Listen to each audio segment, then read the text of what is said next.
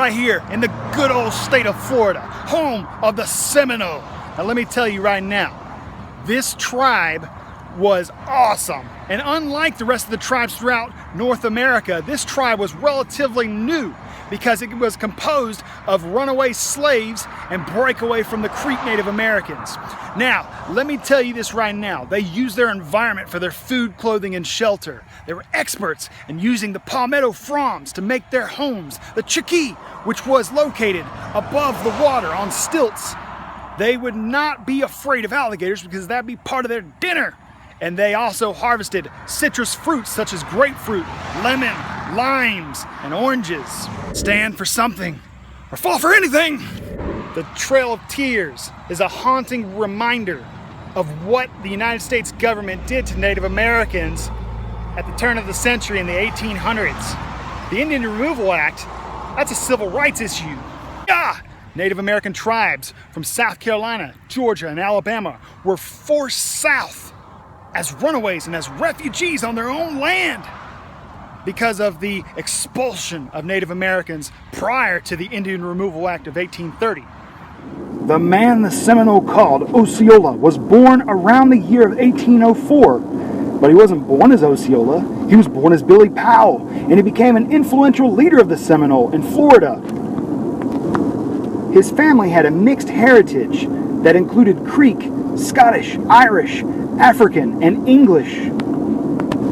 He was raised by his mother as a Creek Native American. They migrated to Florida when he was a child with other Red Stick refugees after their defeat in the 1814 Creek Wars. In 1836, Osceola led a small group of Seminole warriors in the resistance in the Second Seminole War when the United States tried to remove the tribe from their lands in Florida.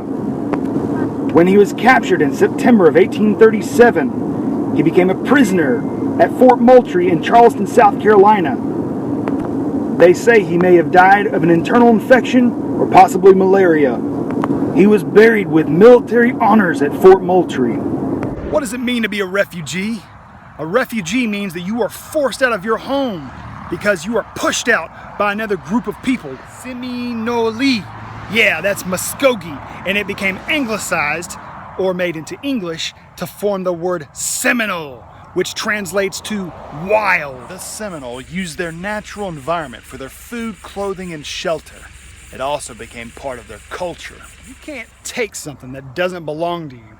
What am I talking about? In 1830, legislation was finally enacted and pushed, and it finally became official. President Andrew Jackson in 1830 finally got his Indian Removal Act, and finally it was official American policy that Native Americans would be forced off of their land and moved to reservations. But people like Osceola said no.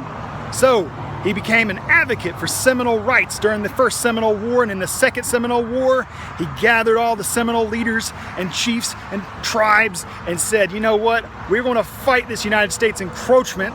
This is our land, and you can't have it. Unfortunately, he was treated very unfairly under a flag of truce, and, well, as we know today, the state of Florida is now part of the United States.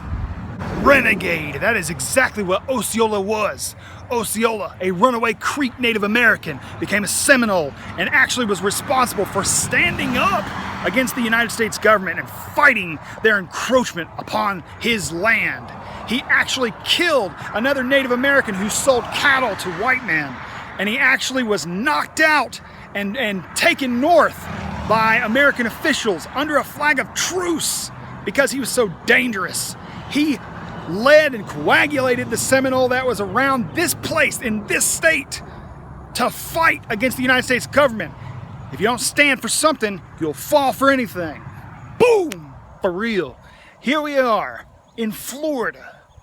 Now, do you remember when it was part of the 13 colonies? I don't, because it wasn't. It was property of the Spanish Empire.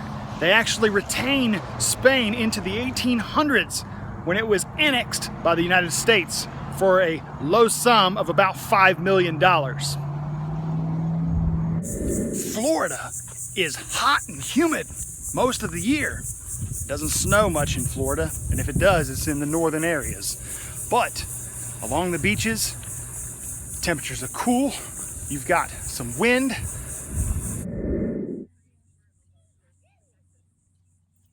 Because Florida is so susceptible to flooding, the Seminole used a platform-based home called a chickee, which was built on stilts.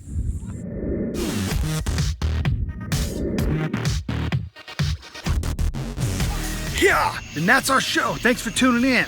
Man, it's Florida. Whew, hear lots of different noises. Better get inside. See ya.